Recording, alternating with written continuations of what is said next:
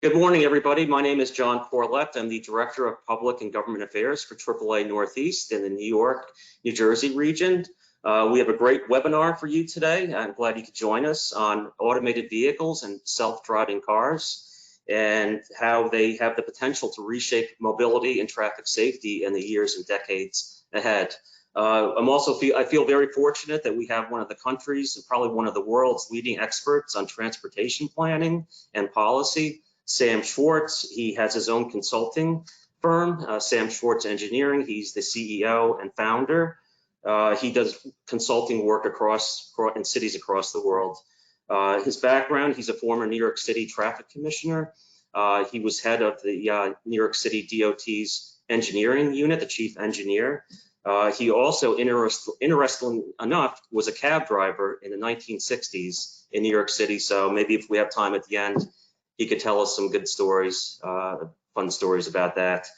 He also is a columnist for the Daily News. He writes a column, Gridlock Sam, that gives the public advice on parking and traffic issues. Sam actually coined the term gridlock to describe Manhattan's paralytic traffic congestion. He's an author, a blogger, a professor. He is also a 54-year AAA member. So that's awesome. We appreciate your support for all those years, Sam. So we have some questions already, and I will kick it over to you. And I'd like to thank you for taking your time to join us today. Terrific, John. Thank you. I'm delighted to be here. And yes, I'm a member for more than a half century of the AAA, and my father before that. So probably 70, 75 years as members in the family. I have a presentation which I'd like to share with you, and it should go up on the screen in a moment. And it's about a book that I wrote on No One at the Wheel, Driverless Cars and the Road of the Future. And it is available everywhere. So I'll begin the presentation. Next slide, please. When I started working on the book, the working title was Autonomous Vehicles, the Good, the Bad, and the Ugly, because we have various futures ahead of us depending upon what choices we make now. And so I call those possibilities. And the good is if we share the autonomous vehicles and we integrate with transit in a smart way. And in the good, you will see congestion diminishing, crashes going down, we'll be saving lives. We'll see that the disabled and low income are well served.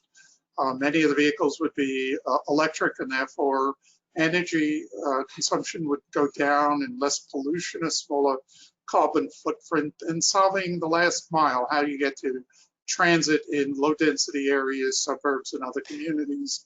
And we won't need as much land for parking. So there's a real great opportunity there. But next slide.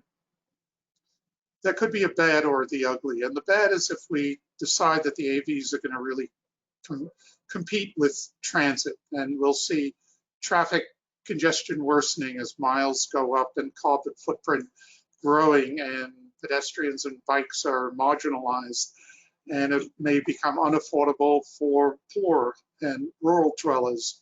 And we may reverse this millennial trend, which has been a good trend in which we've seen vehicle miles traveled start to go down. And that had all sorts of very good effects in terms of lowering pollution and frankly increasing mobility for those people who remained on the roads and competing and undermining existing transit.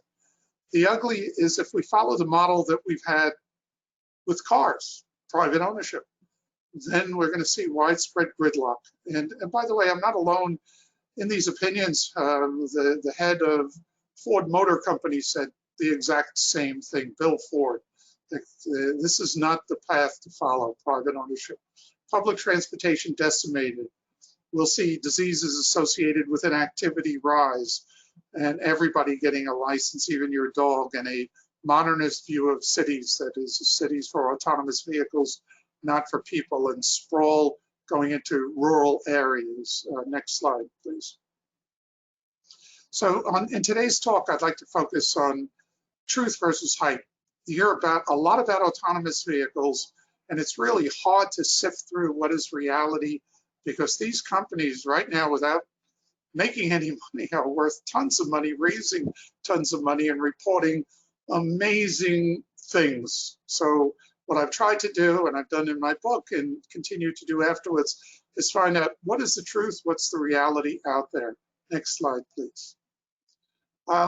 You will hear autonomous vehicles are here every single year. These are a few quotes. Elon Musk in 2016, and I can pick almost any year, we're less than 2 years away from complete autonomy.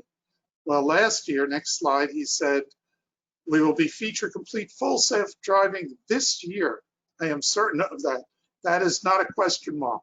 Well, this year came and went, and now he says, I remain confident they will have the basic functionality for level 5 autonomy complete this year. Again, this year never comes. It reminds me, I vacation in Maine, and there's a stand there, Betts, that says free beer tomorrow, and tomorrow never comes. You know, you can go there the next day, but still not tomorrow. Next slide, please. And this is what a lot of people in the industry are saying. Steve Wozniak, I don't even know if level 5, meaning full autonomy, decide levels going from 1 to 5, will even happen in my lifetime. CEO of a car company, Volkswagen, level 5 will never happen globally, meaning you won't be able to just get in a car and do what you do now with a car, go on dirt roads, go on well-defined roads, go on highways. And John Krafchick, the CEO of Waymo, which is frankly the lead in AVs right now, autonomy will always have some constraints. Next. So when will we see autonomous vehicles? Nobody really knows. If you believe the hype, they're here already.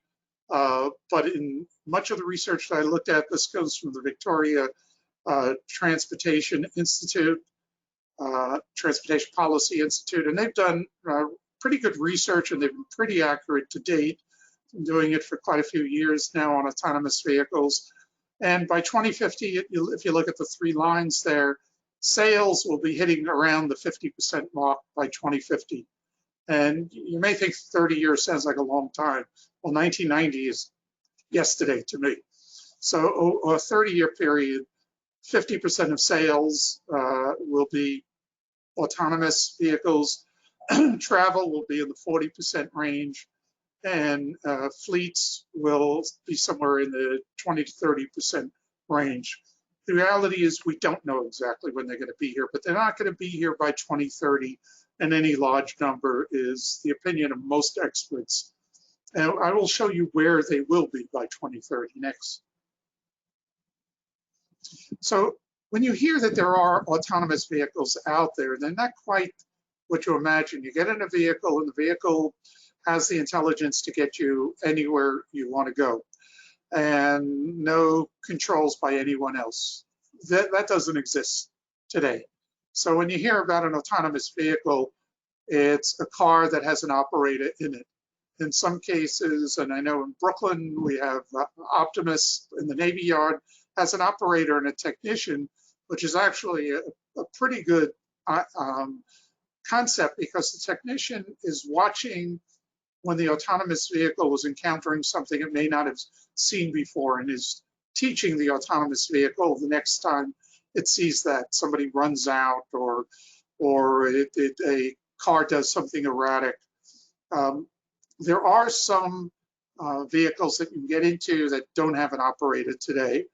And in those cases, there is some remote monitoring. Somebody is there, and as you can see, the picture to the right has a steering wheel, has a brake, and can control the vehicle. And in some cases, there's a tail vehicle.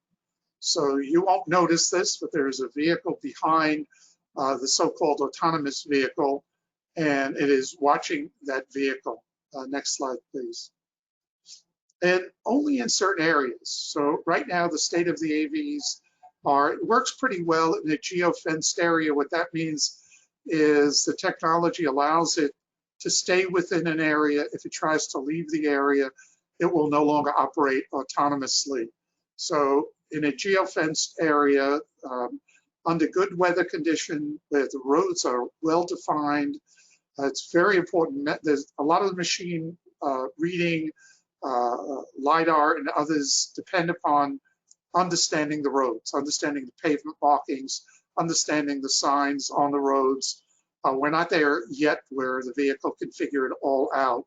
Generally low density, generally few pedestrians and cyclists with very few stops, and very slow. I show in Milton Keynes outside of London, they've had this little delivery robot which goes on city streets with pedestrians, but moves at about 4 to 5 miles an hour and is a delivery vehicle. Next slide, I'll show you where we're likely to see this decade, and I'd say later in the decade for AVs. This is from Michigan. It's an envisioning, so it's not yet a plan that has been, or a project that's been designed, but this is what you'll likely see this decade are AV lanes in which you can operate in general traffic, and then you will have places like you enter an HOV lane or a hot lane. You can enter and then put your car on remote, and the car will cruise. If the vehicle in front of you slows down for some reason, your vehicle will slow down. The technology is here today. It's just, it's not reliable in general traffic. You can use it, and I've used cruise control. I've done it on the LIE on the HOV lane. And I'll have to admit, I'll go a little faster than 55, otherwise people will be tailgating me, and I'll put it in cruise control and it will slow down for the vehicle in front of me. So you will see some of that functionality, but I can't get into my car and tell it, go from my home to my work. We're not there yet. Next. So there is a difference worldwide in how we approach autonomous vehicles. And in the United States, the push has been on safety, safety, safety. And you will hear this equation, these numbers all the time in the United States. You won't hear the same thing abroad. And this is an international effort that the US, humans are responsible for 94% of fatalities. When you read that, you say, that's pretty easy. Take humans out of it and we won't have all those fatalities. Well, that's not the same approach that people are taking elsewhere. And this data, humans are responsible for 94% of fatalities, is very highly questionable because often humans are blamed after they're killed on it. And you don't hear their side of the story. Next. But other countries, in Sweden, they said, you know what? We know humans are fallible. We know humans are dumb. We know humans drink and drive. Let's not give them a death sentence for making those kinds of mistakes. They don't only just kill themselves, they kill others on it. So what could we do? And they call it Vision Zero. And under Vision Zero, they deal just like with an airplane. A pilot can make a mistake, the airplane can correct it. And we don't rely on the pilots. There's a lot of autonomous features in planes, and they have the same approach under Vision Zero. Next slide, please. And they say there is no reason now to wait for AVs to save lives. And they started this about 20 years ago. Next slide. And they've been incredibly successful. And the fatality rate has plummeted about 62%. Next. While in the US, it has not plummeted very much, and about 10 or 11%, and then has gone up the last couple of years. The US rate right now is 4 times the Swedish rate. So you could, if we just had the Swedish rate, we could knock out 75% of our fatalities. Next. And part of it is, if safety were really the feature, we would be working on those elements of a car and other programs that can make the cars safer. And certainly highway design and enforcement and education are part of this. This comes from a very well-respected Insurance Institute for Highway Safety. And I qualify this. If we look at the middle, it's forward collision warning with auto brake. You can see we could reduce severe injuries and supposedly fatalities, cut it in half. But that's if it's working. And I'll show you something in a little while on it. So cars can be safer now if we make that effort. Next slide, please.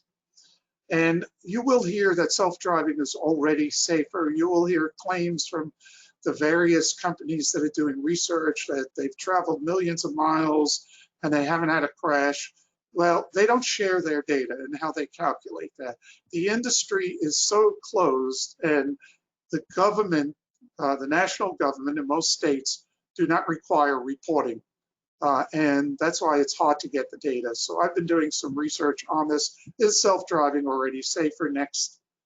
Not supported by the independent data that I have looked at next. And I show you this graphic, but if we look, I really don't know how many fatalities there are. There's 5, there may be 6, there may be 7, there may be more, because there is no uniform way of reporting a fatality that occurs in self-driving mode. In fact, I learned about one in Florida only because, sadly, it was the daughter of a colleague of mine who was killed after being struck by a vehicle in self-driving mode, but it hasn't been reported anywhere. There are newspapers, articles, and that was about it on it. So we don't really know. But the fatality rate in the United States is 1.13 fatalities per 100 million miles. So to have 5 fatalities, forget about 7, 5 fatalities would take 442 million miles driven under all circumstances, in the middle of Manhattan, with pedestrians going one way, bike riders going the other way, speeding traffic, smart drivers, angry drivers, with people driving under the influence and anywhere in the country, all those kinds of behaviors. The crash rate is still just 1.13 fatalities. 5 fatalities would take 442 million miles. AVs have not driven 442 million miles under conventional circumstances, or even close to that under any kind of circumstances. We don't know truly with the AV modes. The reporting is very suspect, what we hear to date. But one state does require reporting, and that is the state of California. So when I looked at the data from California from December 2017 to November 2018, and I'm trying to get the updated numbers to include 2019, Google Waymo, which is probably the most advanced at the moment and in the lead of autonomous vehicles, Google Waymo gets into a crash every 55,000 miles. GM Cruise, which is, in my opinion, in second place, gets into a crash every 12,000 miles. And when you read the crash reports, it's often other vehicles crashing into these vehicles because of the odd behavior. They don't behave like conventional vehicles. So every single time, or most times, they will say, we're not at fault, and it's the other guy's fault. But still, the stats show right now the crash history every 55,000 miles, whereas you or I, a conventional driver, gets into a crash it almost takes 500,000 miles, 477,000 miles to have a single crash. So you can see we're not even close to that in the AV history, but you won't find this data if you listen to the industry at all. You'll find things saying the opposite. Next slide, please. So what is the holy grail for AVs? What problem do they have to solve? Next. It is you. Next. It's you, if you're a pedestrian, if you're a bike rider, if you're on a scooter or a skater or a skateboard or a hoverboarder, if you're an unpredictable driver, if you're driving under the influence. I wish nobody did, but they do. AVs haven't been able to solve this for the most part on it. And we'll talk a little bit about that, and you'll see, particularly pedestrians, they don't know yet. And the systems that are in place, whether it's LiDAR or machine reading or radar, just aren't working very well right now. Next slide, please. And you can see this comes from a Toyota 2020 Camry on the pedestrian detection system. And if you're bending, if you're pushing a stroller, if you're walking in a group, if you're wearing something very bright or very dark, or clothing the same as surroundings, or near walls, fences, or walking too fast, I have the similar ones for Tesla or other vehicles. The technology in detecting pedestrians is far from perfect. So AVs are not ready for the Broadway stage. Next slide, please. And the AAA did this amazing experiment, which I'm about to show you a video, and you will see they tried to see if vehicles with automatic emergency braking and pedestrian detection systems really detect pedestrians, and they did it in very good conditions, well-defined, not a lot of confusing things for the vehicles, but I'll let this video speak for itself.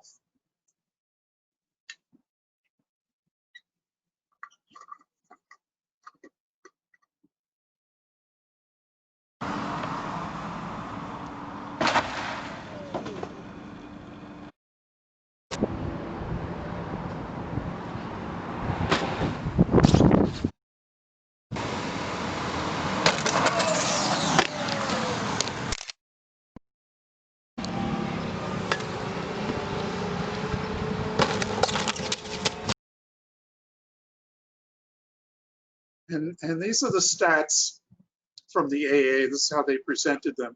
At 20 miles an hour, very slow. We know most of our fatalities are occurring at much higher speeds. 40% of adults were not struck. That means 60% were. Children, 9 out of 10 were. At 30 miles an hour, 3/4 failed to slow more than 5 miles an hour. After a right turn, 100% failed. And at night, when most pedestrian fatalities occur, they were ineffective. And the AA just last month released something that every 8 miles or so, one of the technological devices meant to protect drivers and other road users, such as lane controls or detection systems, malfunctioned. I was driving, and I have a Volvo that has side detection, and I unfortunately was relying on it a little too much, and it would always detect when somebody was in my blind spot. Well, I was on the Henry Hudson Parkway, and I went to move to my right, seeing nobody was there according to the device, and I heard honking at me, very angry honking. my device, excuse me, didn't work for about 30 minutes, and then it came back on. Apparently there was a little dirt that had to get loose. So we're not ready there. Nothing happened. I'm okay. But I've learned to go back to my cab driving days and, look very carefully and not rely on the devices. Next slide, please. And there's this belief that switching passengers from cars to AVs will save lives. And that's true. That will ultimately be the case. I believe it once they're ready. But next slide. If we switch them from transit, we're going to actually increase fatalities. Next slide. These are the death rates per mile traveled. There's 653 deaths for 100 billion miles traveled in cars. There are 30 for transit. Even if cars are 90% safer, next slide, which is higher than most people estimate, transit's already 95% safer. So taking people out of transit, putting them in AVs, and that's part of the good, the bad, the ugly that I talk about, actually makes people less safe on a per mile basis. Next. And there's also this belief that traffic will improve. Next. But again, I use the word independent. If you believe the hype, traffic will be wonderful, congestion will be gone, and Gridlock Sam will be out of business, because there'll be no gridlock. I'm not worried. So if we look at a glimpse in the future, under the good mode, it would be shared vehicles. And even under shared vehicles, we have problems. So let's take a little glimpse into the future, and Uber and Lyft and Via and others can help us out, because under the good future, what we'll see are autonomous vehicles operating pretty much like Uber operates today, except there won't be a driver. You will call for it, it'll be an app or whatever succeeds apps, the vehicle will arrive and then take you, it will arrive empty, take you to your destination and leave empty. So how did Ubers and Lyfts do and live up to their promise that they're going to take people out of cars? They did a little bit, but by far they took people out of transit and other forms of transportation more. So if we take a look at the New York stats, driving, they took 1 out of 10 of their customers would have driven in the trip. 40% would have taken transit, 13% walk or bike, and 35% another car service or a taxi. So you can see the bottom line was more traffic. And that's why we were seeing pre-COVID far worse congestion than we've ever seen in Midtown Manhattan. And I started monitoring Midtown Manhattan traffic almost 50 years ago. I was a researcher at the traffic department and recorded speeds. Speeds in 50 years have never been worse than they were in the past 2 or 3 years, with Midtown speeds dropping to 4.7 miles an hour. Even in Denver, where I have stats for LA or Boston, in Denver, only a quarter of the drivers that took Uber or Lyft, only a quarter of the passengers came out of private cars. Almost an equal number came out of public transportation, but it also took people out of carpools. So it added to driving or walking or biking or taking taxis. And I draw your attention to the red line just at the bottom of these 2 pie charts. When an Uber comes and picks you up, it arrives empty. When it drops you off, it leaves empty. It travels 1.6 miles for every passenger mile it carries, so 60% more miles. So if it moved 100 passengers 100 miles, it would have traveled 160 miles. So from a traffic point of view, and I was traffic commissioner in New York City, this would have been a loss, and it is a loss in terms of dealing with traffic congestion. Next. And the other part of it was when these services first came in, the promise was that they would take care of the outlying areas where we didn't have very many taxis. They would service the last mile, taking people from low density communities, suburban communities into transit. In fact, just the opposite happened. They spent almost all of their time, the majority of their time, in what I call the core, and that's Manhattan and the river communities, the East River communities of Brooklyn and Queens, from Long Island City to downtown Brooklyn, the Williamsburg and that whole Greenpoint area. And these are the areas that we have the most transit. So here we provided another transportation service, but we already had invested tremendous amount in transit. It's also the areas where traffic speeds were the lowest, the greatest congestion. It was also the communities where the highest income people live. So from a city planning point of view, from a traffic management point of view, this didn't help. It worsened things. Traffic volumes went up by 7% and speeds dropped by almost 30%. And actually, these are old numbers. It's dropped even more. Next slide. So you'll see the hype. They will show you drawings like this, and you just sit in your car and you work on your computer or you take a nap, and you'll be able to move a lot more people. Well, a few things. One, it will move more cars per lane, but some of those cars may be empty, so it may not move more people per lane. And secondly, it can't mirror the capacity of a subway or even a bus lane. It doesn't come close because it's generally going to be one person, then 30 or 40 feet at least behind them, another person, and another 40 feet behind that, another person. 3 people in 100 feet, where you might have 60 or 80 people or even more once we get back to subway capacity in buses. So don't believe the hype on road trains. I object to the word train. It's not a train. Next slide. So traffic without driverless cars, with driverless cars, most independent studies show, unless we do it right, traffic congestion and gridlock will be with us. Next slide, please. So I'm fortunate in that I can communicate with the future. My granddaughter in the year 2100 came back to me and sent me some videos. She was able to communicate with me, and she said, "Grandpa, I know in 2020 you're involved in transportation. Would you show this to people as you're talking about, giving them a warning of what happened in the 21st century?" So my granddaughter, Melissa, who's 85 in 2100, who's just 5 years old today, sent me a couple of video clips, which I'll share with you. She said the climate was change was devastating. The city's collapsed. Transportation became a major factor in all of that. She said, Grandpa advised the people and warned the people of 2020. So the first video, please. By 2030, she said it began to happen. Pedestrians knew that the AVs would stop for them, and they began to game the system. And so the AV industry wouldn't tolerate that. And so they convinced city officials in city after city to do the following, the next video, to put up fences and treat people as if they were cattle.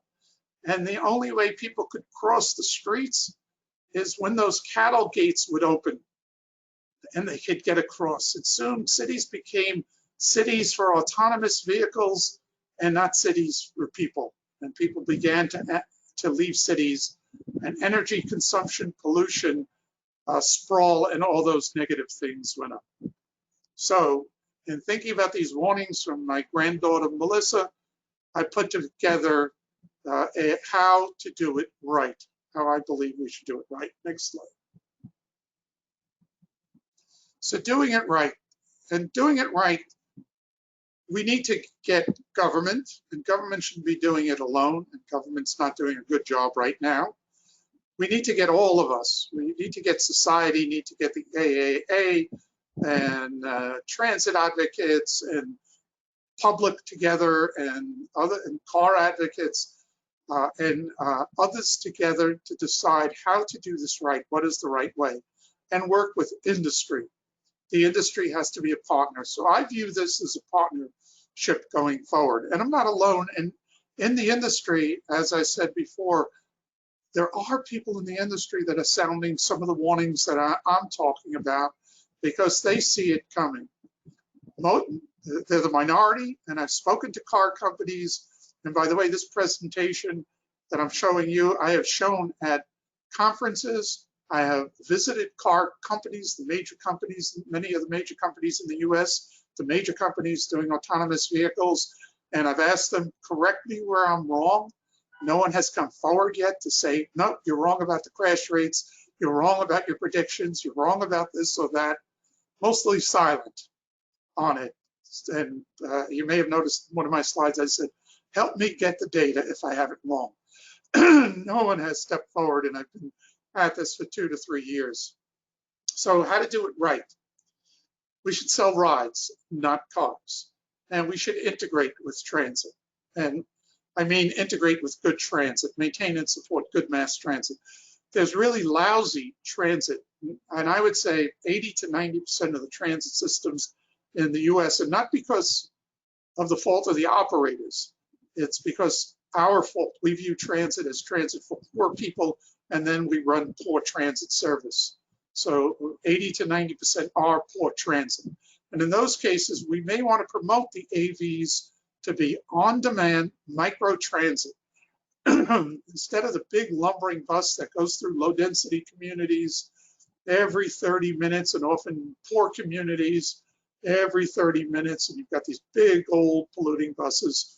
What about 6 times an hour with no drivers, knowing where the passengers are, on-demand microtransit, and emphasizing the last mile in lower density areas, suburban communities, getting people to trunk lines, whether it's bus lines or it's train lines. And now that the industry is a nascent industry, this is the time. First of all, many will be electric, so they're not going to be paying for the infrastructure through gas taxes. And right now, our roads are not in terribly good condition. And this industry relies on good pavement, solid pavement. It can't figure out a pothole. It might mistake a pothole for an object and not be able to figure it out. It doesn't know if a tree limb is coming down, whether that's a person. It needs well-defined pavement markings, great signs, all of those things. Well, this industry, while it's so small, and by the way, incredibly valuable, in fact, more valuable than the top 10 car companies is the prediction within a few years, to have them pay on a per mile or a per hour basis of operating. This is the time to do that. And utilize pricing to maintain adequate mobility. If we're right, if I'm right and congestion could worsen, then we should have some kind of pricing scheme. And anyone who has followed my career knows that I've been involved in promoting congestion pricing in dense areas and was a proponent, a lead proponent of what finally got passed in New York regarding congestion pricing. And establish an AV street typology plan. What I mean by that, I'll show you in the next slide, that the AVs should obey the rules of the local government that it's in. And there are streets that are pedestrian streets. There should be no way to drive onto a pedestrian or a bike lane. And I don't talk about terrorism much here, but I do in some other talks. We saw that here in New York City, where terrorists drove up onto a bike path on the West Side Highway, killing 8 and injuring 13 people. We saw that in Barcelona, where they drove into Los Ramblas, a pedestrian oasis in Barcelona. We saw that in Nice, where 83 people were killed when a truck drove into pedestrians. So we have to have controls. If we have places, and you'll see it more in Europe, but even in the US, we're beginning to adopt streets in which cars and pedestrians move at the same speed. And those are, we go by the name of a Wunnerf. And if an AV goes into a street like that, no problem, move at the speed, say 6 miles an hour is the top speed. On a school, maybe it's 12, 15 miles an hour. If it's a local shopping district, maybe 18 miles an hour, which is, by the way, a lot faster than many of our shopping districts you can achieve today. If it's a boulevard, maybe a higher speed.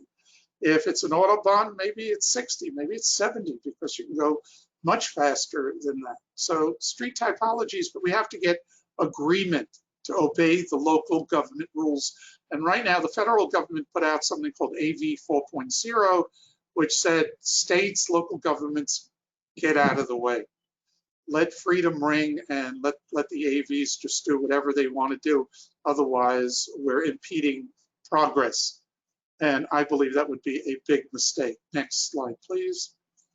And doing it right, government, society, and industry should ensure equity for low-income, disabled, and elderly. And by the way, when Uber and others came in, if you looked at the early commercials, they very much dealt with people that were discriminated against by taxis and lower income people. It hasn't worked out that way. I think this is a great opportunity to provide greater service, maybe with some government subsidies for those micro transit buses that I talked on demand that might handle these communities better. We've seen a lot of growth in active transportation. That can continue and should continue. These are forms of transportation that take less space, are healthier for us. It doesn't mean banning cars. It means let's continue to have multimodal systems. Reallocate parking for better use. Right now, not so much in New York City, but even in New York City, but in places around the country, they have to provide a parking spot at your residence, a parking spot where you work, a parking spot where you shop for every single person, and we've overdone it with parking fields. If we go to shared vehicles, wow, we can unleash tremendous amounts of land for better use. They could become housing, could become parks, they could become shopping areas, whatever we would like to see. I didn't talk about counterterrorism, but it's a real threat. People have already gained control over vehicles when they're on autonomous vehicle mode. They've demonstrated that an autonomous vehicle is simply your computer on wheels. And your computer can get hacked, and we've seen even Twitter getting hacked with all of the protections there. We have to have a counterterrorism strategy, and I call for not only protections based on built-in protections, but a real monitoring system that when a vehicle stops obeying the what I showed before with the typologies, that local government is quickly alerted. We have an errant vehicle and it has a way of stopping that errant vehicle. And I believe we can achieve that, but we've got to work together before this happens, and it will happen. We have bad people. And you know, with your computer sometimes, often, you know, it fails. You've got to reboot your computer. And that's all these are. And if you're going at 70 miles an hour and you've got to reboot this, that is a problem. If systems aren't working, your pedestrian detection system isn't working, that is a problem. So we're not ready for prime time yet to unleash these vehicles in general traffic. We are ready for those kinds of cruise control systems that I showed you Michigan is looking at. And humanizing the streets. This is a great opportunity. Autonomous vehicles won't in the future leave like we do as drivers, where we move back and forth, and therefore our lanes are often 12 feet wide with 6 foot wide cars. Now, a good autonomous vehicle can stay in lane, and maybe a 7 foot lane would work. What a great opportunity to have the same number of lanes and then suddenly have wider sidewalks or more trees or something else. This is a good opportunity to humanize streets. And I think we have to start thinking of legislation now.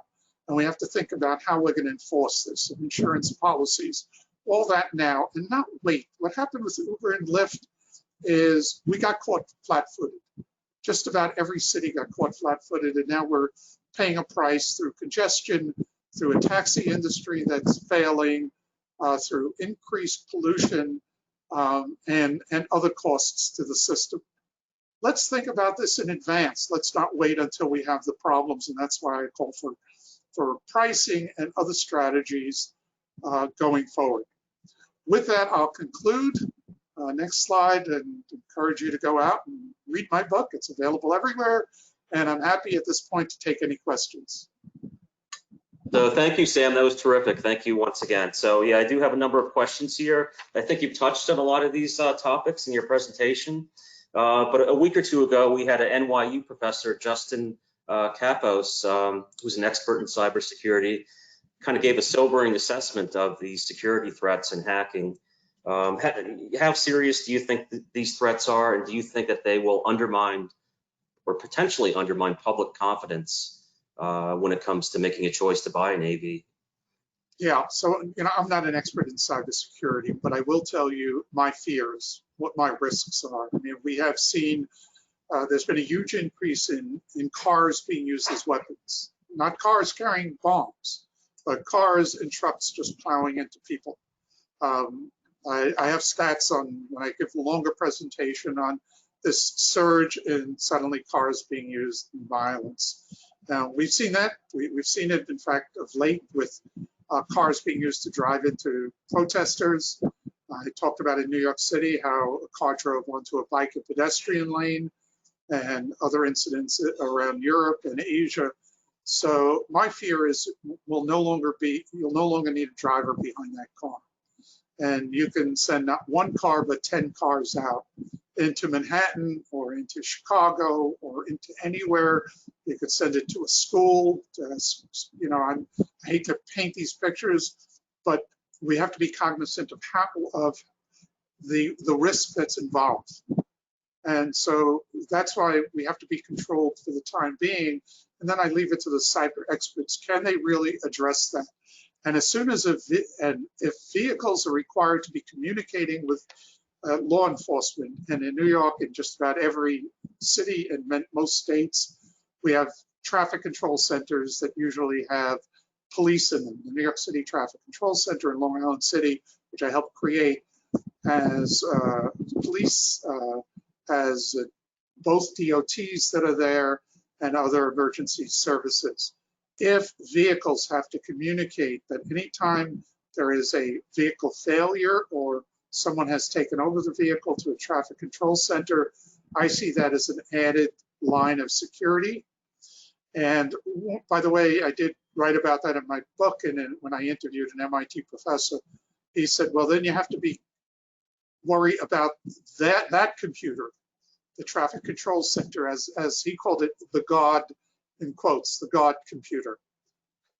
So I'm not an expert in this area, but I know the risks, and the risks are enormous. So we've got to get it right, and we just can't take a laissez-faire attitude, let the industry do it all and report.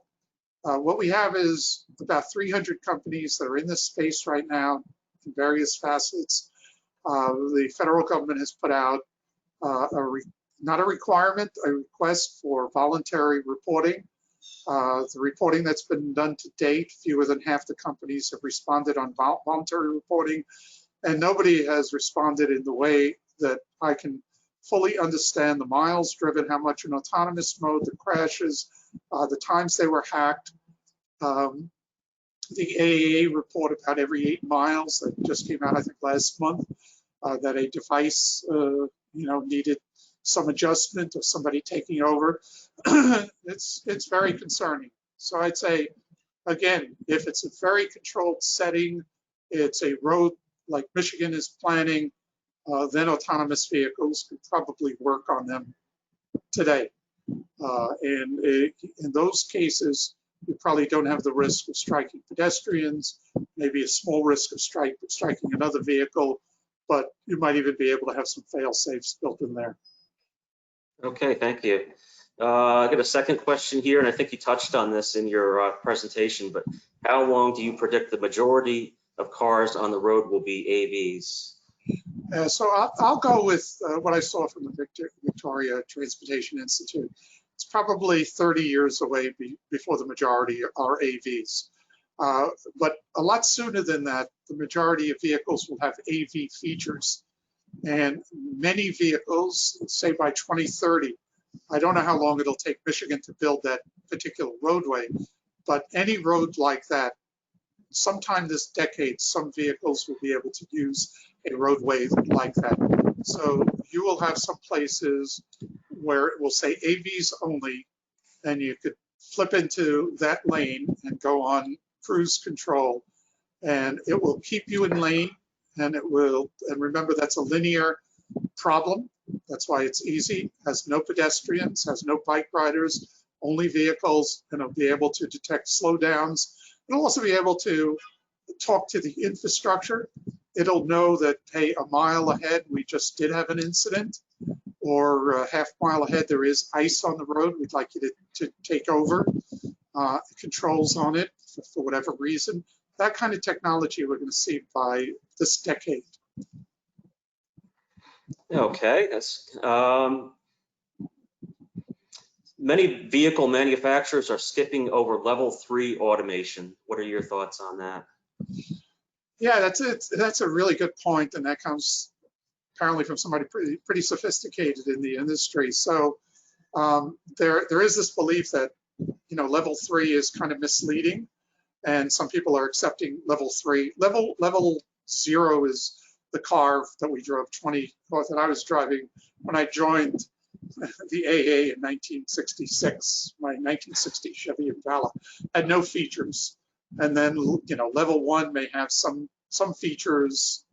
Level 3 and it graduates. Level 4, you can let the vehicle do what it wants. Level 5 doesn't even have a steering wheel or a brake to it. So a level 3 vehicle is what you will see in some vehicles today, or some vehicles claim to be level 3, in which you could give it a destination like Waze, or allow it to get on a highway and tell it what exit to get off and let it mix into the highway, and it will make decisions for you. And it has created a false sense of security, and there have been some tragedies associated with it. For example, it can't detect very well if a vehicle in front is stopped. So an example we had last year, 3 vehicles in level 3 or 2+ crash into fire trucks, stopped fire trucks. And the best explanation that I heard is the level 3 vehicles are traveling behind another vehicle. There's a fire truck stopped in some emergency on a highway, on a freeway, and the vehicle in front of the level 3 moves out of the way because it sees the vehicle. And the level 3 vehicle goes through its intelligence that says, hey, it's impossible for a vehicle to go from 60 to 0 miles an hour, so I will ignore it, and crashes into that vehicle. Another, and there are a number of other examples in which a fatality with level 3 vehicle, which a truck passed in front of the level 3 vehicle, and again, either the logic said it can't be going at 0 miles an hour, so I'll ignore it, and crashes into it. Or in this case, it was a very high truck, and the intelligence may think, wait, that's an overpass. So there's a lot of intelligence that's built into these vehicles that say, I want you to not stop for false positives. But sometimes those false positives are indeed positives. But because they occur infrequently, the level 3 vehicles are crashing into it. There are proponents that say, don't bother with level 3 because you're always going to have those kinds of situations. So go right to 5, go right to vehicles that have to solve everything. And wait till your technology is ready to solve everything before you set those loose on the road. And I'm kind of leaning towards the level 5 because we've seen some tragedies, and I showed you that the crash rate seems to be higher right now with the level 2s and level 3s than conventional vehicles. And I really don't know what the fatality rate is. So there is a school of thought, wait till level 5. Okay, thank you. Another question here about liability. Should the manufacturer be solely responsible if an AV gets into a crash, or should the driver be held responsible? Yeah, it's a great debate. So the debate also includes the ethical debate. A vehicle is programmed. So what is the obligation of the programmer? So does the programmer, and there's the old trolley example in ethics, in which you have,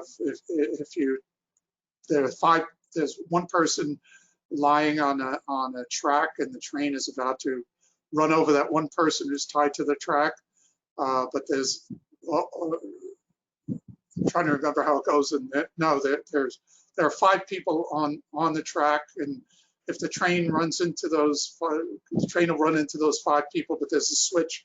You could pull that switch, but then it kills one person. You know, what decision do you make?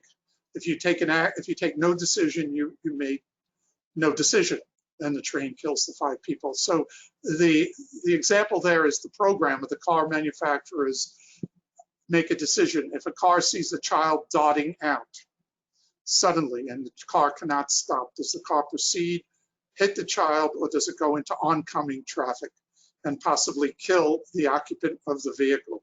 Do we give the occupant of the vehicle a switch that says, in all event, you know, do the ethical decision and kill the fewest number of people, or make a decision that protects me at all costs? So there's the programming of it. Right now, the insurance, the industry, law enforcement, in a situation that occurred in Arizona, and I hope I'm getting it entirely right. It was a vehicle, it was an Uber vehicle, it was a Volvo. The manufacturer had disabled a little bit of the detection device of the automatic braking on the Volvo. A woman crossed with a bike, walking across at night, and you saw the difficulty of indication. And the woman who was operating the Volvo, who was sitting there, not operating the Volvo, was on autonomous mode, was looking down at something, and the vehicle detected the walker with the bike, but said, I don't think this is real, and decided in the intelligence not to stop and killed the woman. And the assessment, the liability was with the person that was sitting behind the wheel, that she should have picked that up. I don't know how that will play out in the courts as to who's responsible, but there's going to be a whole series of cases as to who's responsible. In no-fault states, it's the driver. Is the driver then the car company? I think this is going to play out over many years. I don't have a full answer to that. Okay. I have another question on bullying. You kind of covered it a little bit with the pedestrian video you had, but how will we address AV bullying? In other words, if you see an AV, I know I can pull out in front of it and it'll automatically stop. I'm sorry, I didn't follow the question. The question is about bullying AVs. In other words, if you in a traditional vehicle, you can pull out in front of an AV intentionally, knowing that it'll automatically stop. Is that an issue that we should be worried about? Oh, yeah. I mean, it's already happening now. So I'm trying to remember the community, of several communities, people are really unhappy with AVs going through their communities. And when I say AVs, remember somebody's either in a tail vehicle or there is somebody behind that. And they have deliberately stopped in front of vehicles. And I did that, and I showed how pedestrians may game it. Bike riders certainly will game it. They're already gaming drivers in doing this. So you're going to see tension on the roads. Now, in a longer talk, I talk about what it was like in the 1920s. And so the 19-teens and 20s, when we had cars first came on, and you had pedestrians, you had horse carriages, you had streetcars, and you had this mix. It's going to be messy. So the period 1910 to 1930 was incredibly messy and deadly. Perhaps the worst fatality rates we have ever seen on our roads were the 1910 to 1930. A very good book, Fighting Traffic by Peter Norton, describes that period, incredibly deadly. But it was because of the confusion on the roads. We're going to enter a period 2020 to 2050 or so, when at some point during that, when it's going to be very confusing. The AV crashes, when I read some of the crash reports, a typical AV crash, there are a few typicals, is an AV, you're following an AV, and that AV is trying to get on a highway. And this is California, and on the freeways there, you've got to be aggressive because every lane is filled with cars. You see a gap that isn't quite too big, you squeeze into that gap, and you kind of know or hope, and 99.99% of the time the driver lets you in, sometimes grudgingly and honking a horn. Well, the AV ahead of you doesn't see a gap. So here you are now, and you're looking over your left shoulder, and you're about to get on the highway. That AV was 1,000 feet ahead of you. You think that AV is already on the highway because a normal driver would be on the highway, and you rear end that AV. So we have a lot of concern about a very confusing period. There's no way of getting around it as far as I'm concerned. It's going to be some degree of tension out there, communities that don't want it, communities that want it, drivers that game it, drivers that crash into them because they're not behaving like typical aggressive drivers. Yeah, it's going to be a bit chaotic on our roads, but we will have to go through that. Okay. I see we only have 2 minutes left here, but I have a question. In 30 seconds, your most interesting experience as a New York City cab driver in the 1960s? Well, there are two things that I learned. That as a green kid, I grew up in Brooklyn and Brownsville and Bensonhurst. I was a streetwise kid. But first of all, I had no idea how many alcoholics there were in New York City. The other thing back in those days, and I drove a lot in Brooklyn. I was one of the last yellows in Brooklyn. How many criminals use taxis as getaway cars? So a few times people jumped in my car with a bag full of money coming out of a store, because I knew it was a bag full of money. That's how they threw money at me, but they said, just drive. So I was a getaway. Hopefully they gave you a good tip. They gave a great tip. They just threw money in the front seat, jumped out wherever they told me they wanted me to stop. Okay. Well, that concludes the seminar. Thank you so much for spending time with us today. I'd also like to thank the people behind the scenes, Mark Shieldrop, Alex Slatke, and Christina Roman on your end, Sam. So thank you. Thank you. I enjoyed it. Okay. Bye, everybody.